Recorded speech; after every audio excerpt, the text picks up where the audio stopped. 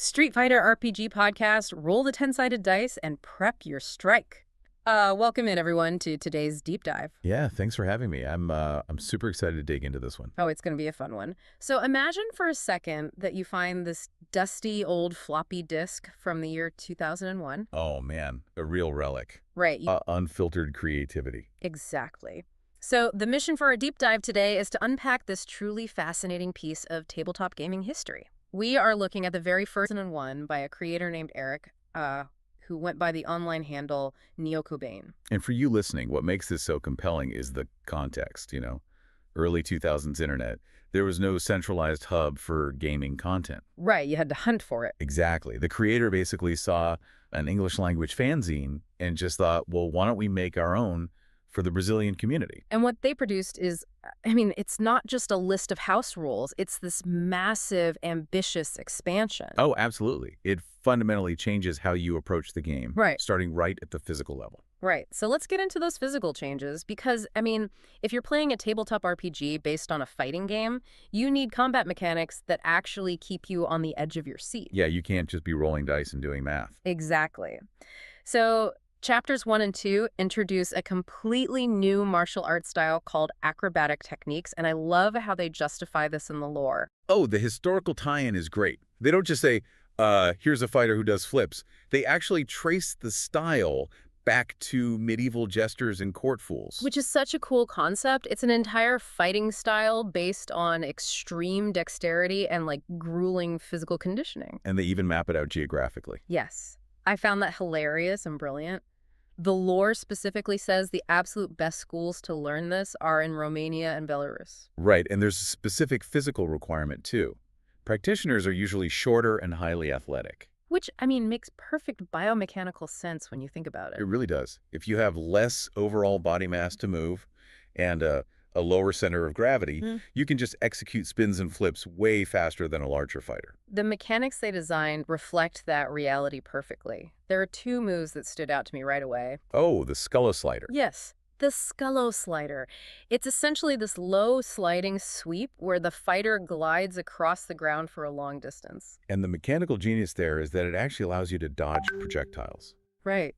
You can literally picture the fighter sliding right underneath the fireball. It completely changes the geometry of the fight. Yeah, it does. And then they offered the Scullo head, which is basically the aerial counter. Oh, right. The acrobat ducks down and just launches into a vertical leap with a brutal headbutt. Mechanically, it operates a lot like a classic Dragon Punch. It costs 1 point of willpower, which is a finite resource, Yeah. but it adds a massive bonus of +6 to the damage output. Okay, but here is where the mechanics get incredibly visceral. The fanzine introduces a grappling countermaneuver called the arm breaker. E is exactly what it sounds like. Literally exactly. You block a punch, trap the limb, and deliver a crushing blow to the elbow joint. You are breaking the other character's arm. And the consequences in the game are severe. The target suffers massive penalties because, well, they have a fractured limb. They can't just snap it back in the middle of a round. No, and if it crosses a certain threshold, it becomes aggravated damage, which is super hard to heal. Reading this rule, my mind just went straight to competitive video games, like the parry mechanic. Oh, interesting. Yeah, the high risk, high reward, perfect defense. Exactly. You expose yourself to danger for a split second, trade your safety, and if you match the exact frames, you punish your opponent. Yeah. But a video game does that through real-time hitboxes. How does a tabletop game where you're taking turns and rolling 10-sided dice emulate that exact adrenaline rush? Well, that's the core challenge of tabletop design.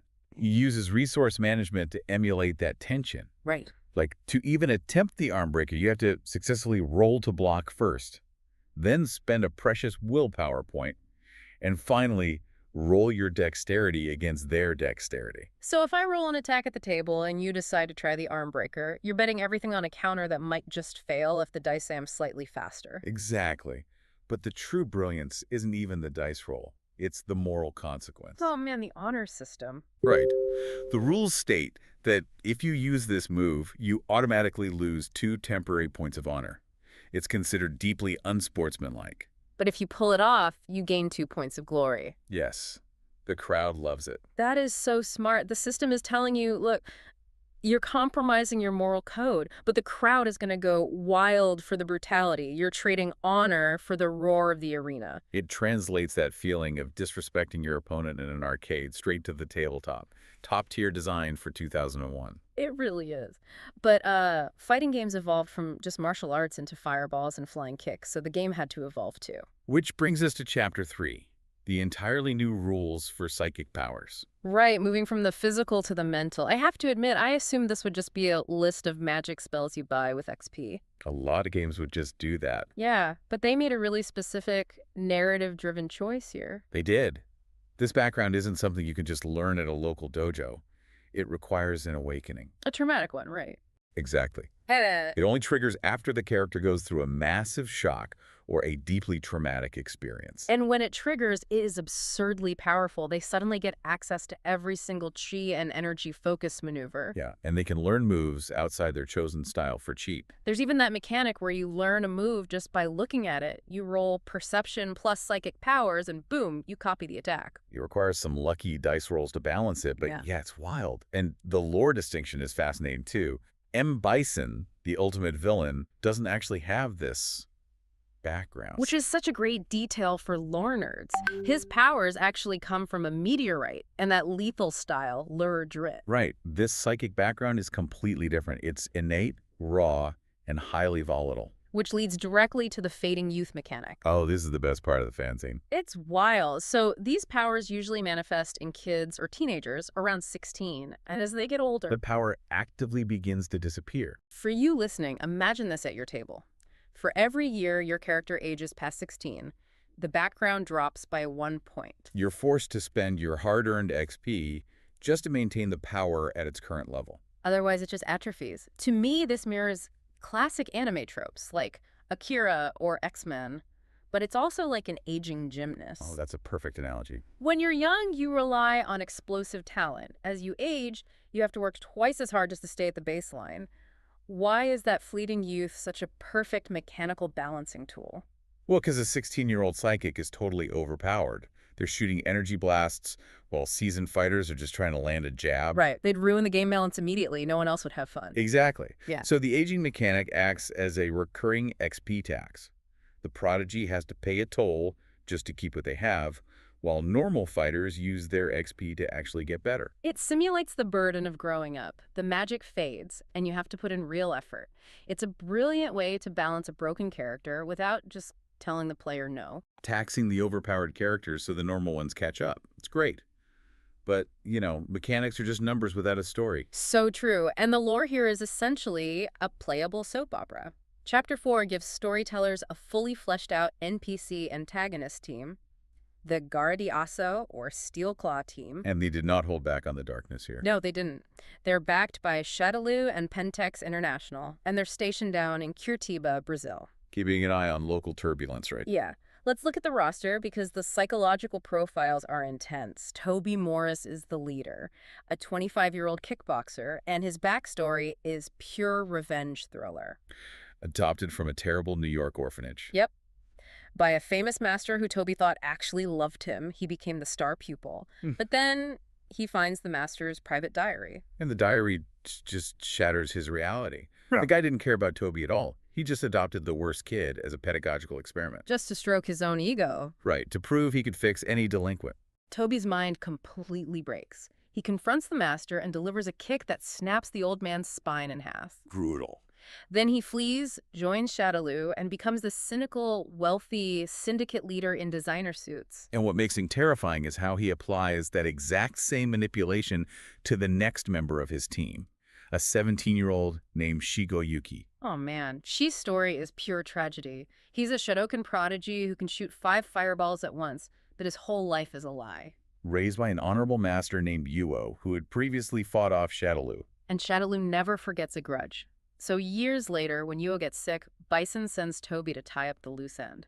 Murder the old man, recruit the kid. But the execution is so sick, Toby doesn't just attack. He has the team's ninja slit the master's throat in his sleep. And when she goes out to bury his adopted father, he's ambushed by Shadaloo soldiers. And who jumps out of the shadows to save him in a grand, heroic gesture. Toby Morris. It is the ultimate gaslighting.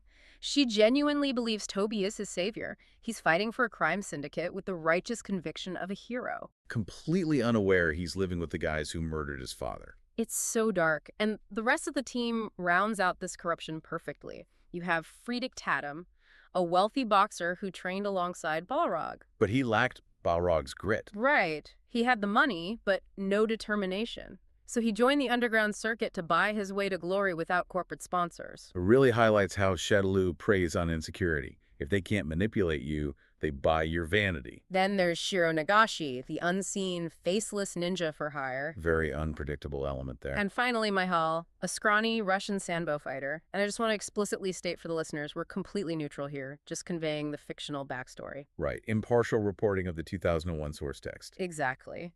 Mahal's motivations are deeply ideological. He views the fall of the Soviet Union as a personal failure and joins Shadaloo just to get the money to bankroll a new revolution. A classic ends justify the means villain. It's an incredibly diverse powder keg of a team. Which brings us to our interaction moment. I want to put you on the spot here. How would you actually run this as a storyteller? Oh, that's a great question. How do you handle a team where she thinks he's the good guy and Toby is pulling all the strings? The secret is dramatic irony. That's when the players at the table know something that the characters in the game don't. Right. So, as a storyteller, I'd use she's absolute innocence as a weapon. If the players are the heroes fighting Shadaloo, I wouldn't send the cynical Toby to fight them first. I'd send she. Oh, wow. That is brutal. Right. You send this kid who fights with total honor, passionately defending Toby. It creates a massive moral dilemma. Do the players beat this kid into the ground or risk their lives trying to open his eyes mid-combat? That's amazing. And if the players are actually working for the Steel Claw team, the campaign is a ticking time bomb. It's not if she discovers the truth, it's when. And when that bomb goes off, the fallout will be spectacular. You're not just lowering hit points, you're dismantling a belief system. Exactly. That's real storytelling. But, you know, every great tragedy needs a stage. And Chapter 5 provides this brilliantly glamorous arena that perfectly contrasts the dirt of the Steel Claw team. Oh, Ken Masters' private yacht. It is the perfect juxtaposition. Right. While Steel Claw operates in the shadows, this arena is pure daylight, fame, and unadulterated wealth anchored off the coast of New York. Fights aren't in a grimy basement. They're happening poolside, on the weekends, right in the middle of lavish parties filled with millionaires. Ken's managers use these parties to scout beginner street fighters, and the money is crazy. The base price starts at $1,000. Which is a fortune for a rookie. But it scales.